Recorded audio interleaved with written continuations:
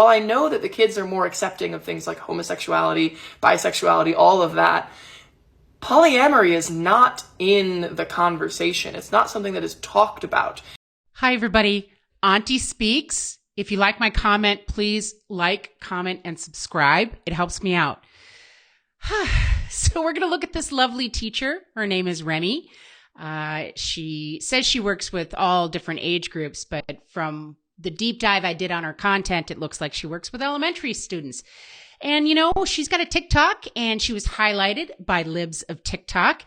And then I took a deep dive into her TikTok, and it's even worse than what was on Libs of TikTok. So we're going to start out easy. We're going to start out with the light stuff. Here's Remy. So the question is about coming out to students, and as a teacher who has worked with elementary, middle, and high school aged students, I think I can help you out a little bit here. The first thing you should do is just keep your language simple, because this teacher specifically is working with elementary school kids. You want to use language they're going to understand based off experiences they have. Just say something simple like this. Here's what I said. I used to be a boy, but that made me hurt. It made me feel uncomfortable. So I went to a doctor, we talked. Now I take medicine and I'm a girl. Boom, there you go. That's all you really need to know. It's not a perfect explanation. If you're not on hormones or you don't want to take hormones, it's not the best, but it can be a really good starting point. No. If you get a question about your sexuality or your relationships or your dating life from one of your kids in your classroom, you tell them that is not appropriate discussion. This is a math class, or this is a social studies class, or this is a reading class. That's not appropriate conversation. Very simple.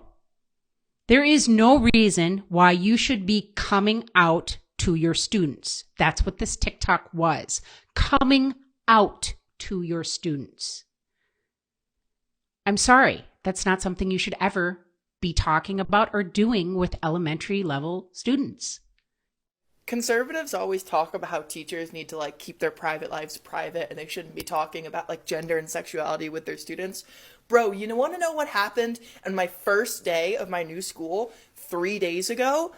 A kid came up to me after the end of class and asked my pronouns. I had forgot to put them in my little get to know me slide at the beginning of the period. So this was new. I didn't even give any signs. I mean, I gave a couple signs, but come on, what was I supposed to do? Lie? Okay, here is Remy answering me. Oh, she is not pushing it on her students at all. The students are coming up to her. Right. When I was in elementary school, every teacher I had, I went up to them and asked them what their sexuality was. Right. I mean, come on. Seriously, in a TikTok just 2 seconds ago, you said, I come out to my students. I come out to my students, but you're not pushing it on them. Oh, no, not one little bit. Which is the why don't you tell them to go ask their parents discussion, right? This is a controversial issue. A lot of people disagree, so why not let the parents mediate it?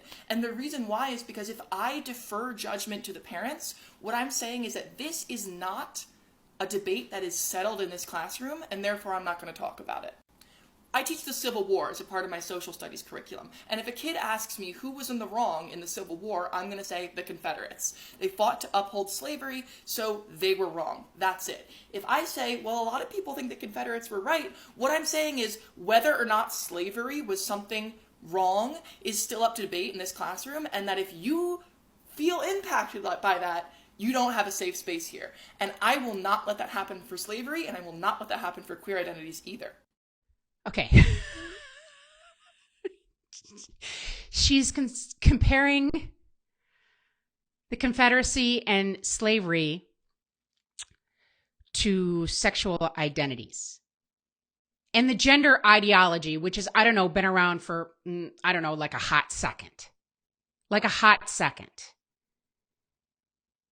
I mean, seriously, if you took a time machine and went back 15 years ago, you'd be going like all of a sudden, zoom, you came to now, you'd be like, what the heck is going on here? So What you're saying is, it doesn't matter what anybody says to you. It doesn't matter what anybody believes. It doesn't matter what the administration, doesn't matter what the lawmakers, it doesn't matter what the parents believe. You are going to do what you want to do. Yeah? That's what you're saying? Okay, that's awesome. I pride myself on being a teacher who's very open about her life. And one of the things I'm very open about is my sexuality. I have a trans flag, a bi flag, a non-binary flag, all on my desk at my work. But there's one thing I'm not open about, and it's being poly. And today that actually became something I had to worry about for the first time. Now we come to the Holy Grail. You got a teacher who teaches elementary kids who's just completely open and honest about, her sexuality, that she was a boy and now she's a girl. So you can be whatever you want to be, kids. You want to be a boy, you just be like me, or you want to be like a girl, you can just be a girl and you can just change it. But here we come to the Holy Grail. She's not quite sure if she should talk about polyamory to her elementary class. See, the kids are interviewing us teachers as a part of learning how to write profiles on others. They'll soon be doing it with each other, but they're starting with the teachers so they can all work together on one subject. And one of the kids on Tuesday is going to ask me if I have a partner. And the answer is yeah. And I have another one too. And I don't know how to handle that conversation, because while I know that the kids are more accepting of things like homosexuality, bisexuality, all of that, polyamory is not in the conversation. It's not something that is talked about. And I worry not only would this be something that might lead to rumors that I am cheating on my partner or that I am a swinger or something like that, but would also just totally derail the class. Are you looking for advice? I would say no. No. You should not talk about your multiple sexual partners to your class.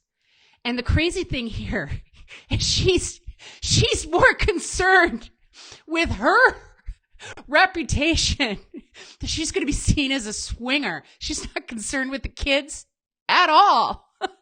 She's not concerned that, this might be an inappropriate conversation.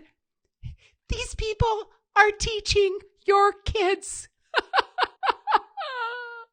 So the obvious answer, the one that I went to first, is I'm not going to talk about it. But that feels wrong too. I don't like lying to my students. I don't like telling them falsehoods. And also, I don't feel comfortable answering the question by saying, yes, I have a partner, and having to pick which one I pick as the face for my relationship. That feels super, super gross, right?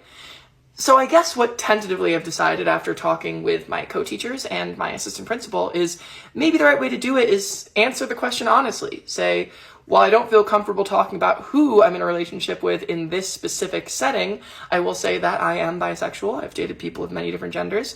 And if you're interested to talk about that or my own specific relationship that you're really, really insistent, let's just not do it in the classroom setting, and we can do it like in lunch or in the after school GSA club or something like that, where maybe it's a little bit more of an acceptable and understanding situation to bring this up.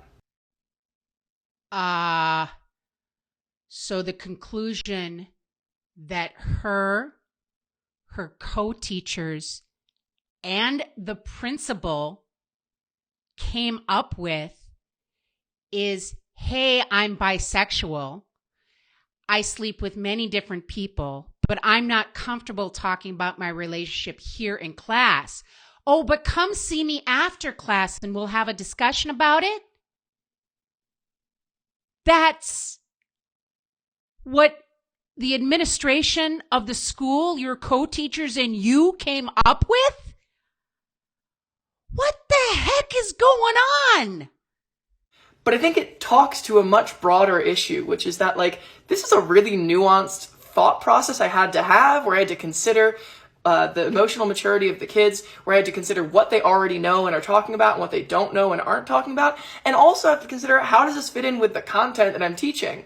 And the fact of the matter is, this is not a conversation that conservatives are having at all. They've decided that blanket statement, you can't do this at all. There's no place for it. And that just shows such a lack of thought and care. So you've come to the conclusion that conservatives not wanting to talk about multiple sexual partners in elementary school shows we have a lack of care? That's the conclusion that you came down to?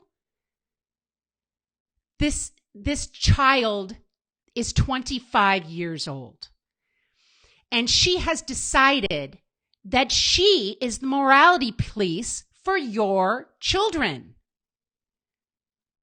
I don't know about you, but I wouldn't let this individual anywhere near a classroom or children. You want to do this in college? Fine. Whatever. They're all adults then. You know, they can make their own choices.